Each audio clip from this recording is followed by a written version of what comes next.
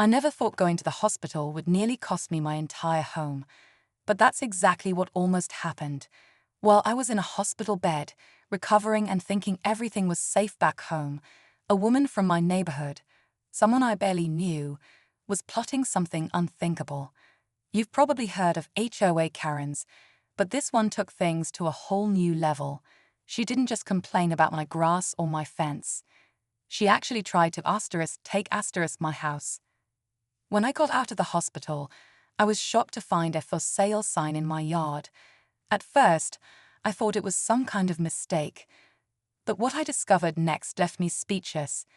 This HOA board member, someone with just enough authority to make trouble, claimed I abandoned my home, and somehow she had paperwork to prove it, deed and all.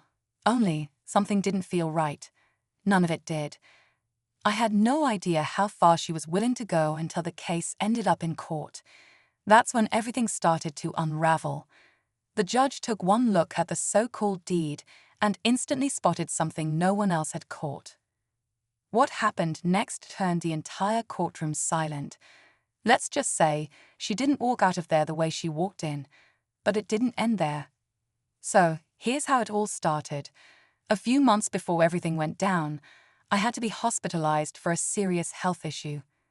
I let the HOA know I'd be away for a while, just to avoid any misunderstandings.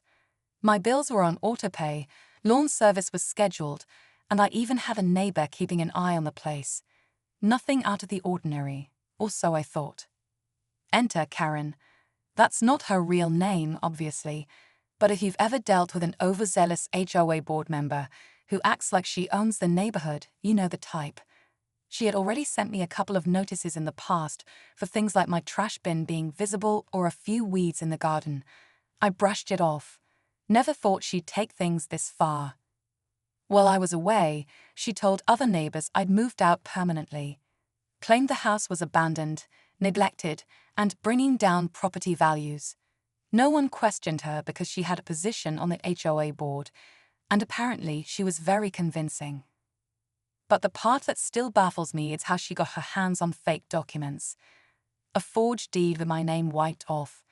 Her name listed as the new owner. It looked official, almost too official. And that's when things really started to get strange. The more I looked into it, the more disturbing it got. Somehow, this HOA board member, Karen, had filed the forged deed with the county records.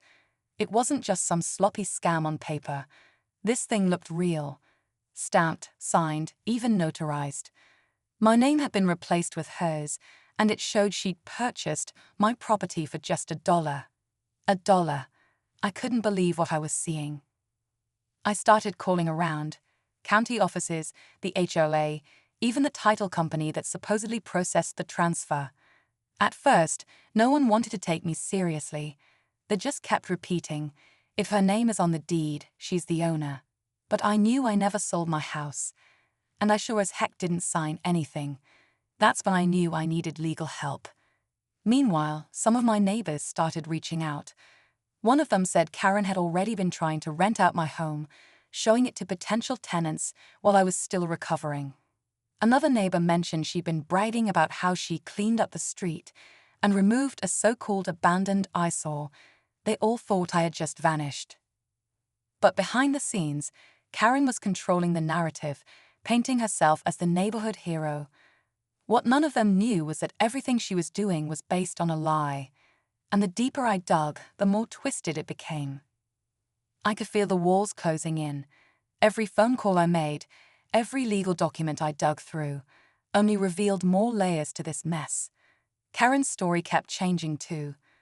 One day, she claimed she bought the house outright. The next, she'd say she'd been doing me a favor by taking care of it. But she kept pushing forward like she already owned it, like I was nothing more than a problem she needed to erase. The scariest part was when I realized I wasn't just fighting Karen anymore. I was fighting the entire HOA, and they were backing her up. They'd already held meetings without me, trying to get neighbors to sign petitions, all while I was still in the hospital. People were starting to believe Karen's version of events, especially when she played the victim, claiming I'd left without notice, abandoning my home in the process. It was a nightmare. But then came the moment when I realized that this wasn't just about a property dispute, it was about control. Karen wanted more than just my house. She wanted the power. She wanted to control the neighborhood, dictate who lived where, and manipulate the HOA to her advantage. And if she succeeded with me, who was next? That's when I hired a private investigator. What they uncovered, it sent chills down my spine. It wasn't just the forged deed. Karen had a history of pulling this kind of stunt with other homeowners, but no one had ever caught her. Yet, I didn't have much time. The next court date was approaching fast. The tension was unbearable, but what happened in the courtroom would change everything. The day of the court hearing arrived, and the tension was unbearable. I walked into the courtroom with my lawyer, heart pounding, knowing that this was it. This was the moment where everything would either fall apart or, hopefully, get fixed. I had all the evidence, the forged deed, witness testimonies, even the investigator's report. It was clear as day that Karen had been lying, scheming, and using her position to steal my home. But just as the judge was about to call the case, something unexpected happened. A figure walked into the courtroom, a woman I hadn't seen before, and she went straight up to the bench. My lawyer looked at me, confused, but I could feel the air shift. The woman handed the judge a document, another deed, one that looked even more official than the first, and that's when Karen smiled, a smug grin spreading across her face.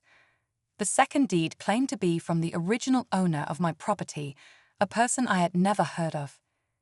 My blood ran cold. If that document was real, it would completely upend everything. I couldn't breathe.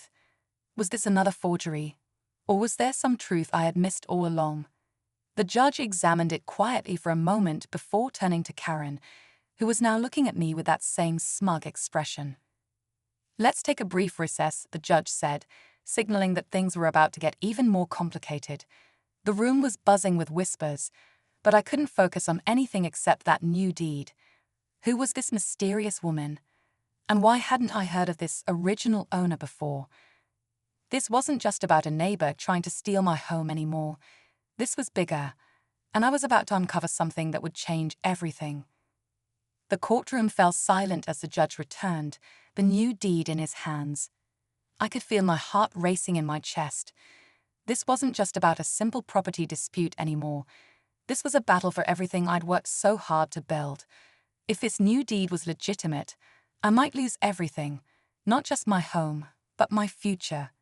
Karen stood there, looking like she'd already won, while I tried to steady myself. The judge scanned both documents carefully, then he turned to the mysterious woman who had handed him the second deed.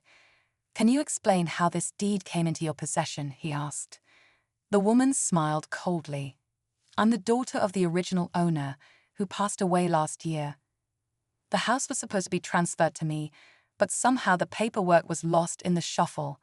She looked at me with a knowing glance. "I've been trying to get everything straightened out."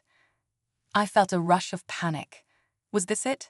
Had Karen been telling the truth all along? But before I could react, my lawyer stood up and requested a chance to examine the new deed. There was no way this was the end, not when I had already uncovered so much. The room grew tense as the judge allowed my lawyer to speak. And then it happened. My lawyer, a calm but brilliant professional, pointed out something that no one else had seen, a subtle detail in the notarization of the new deed.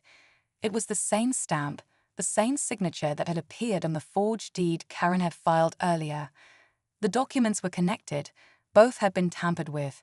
The mysterious woman, she wasn't the daughter of the original owner. She was another one of Karen's accomplices. The judge's face turned serious as he motioned for the courtroom to quiet down. "I see now what has transpired," he said. "Both of these deeds were fraudulent." Karen's face went pale, the smugness gone. She tried to speak, but the judge raised a hand, signaling that she was done. "This case is far more complicated than a simple property dispute," he said, turning to Karen. "And now it's a criminal matter." I sat there, stunned, as the judge ordered the arrest of Karen and her accomplice. The shock of it all was overwhelming.